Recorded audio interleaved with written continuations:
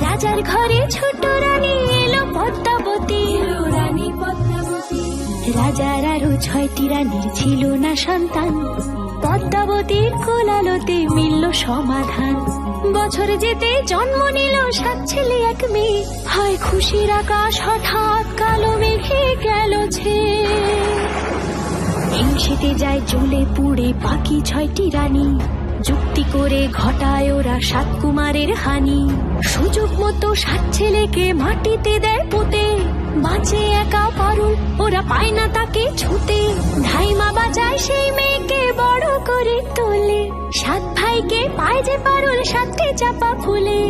এত কিছুর পরেও রাজার বিপদ যে কাটে না, সূর্য নগরে সুখের সূর্য আর ওঠে না।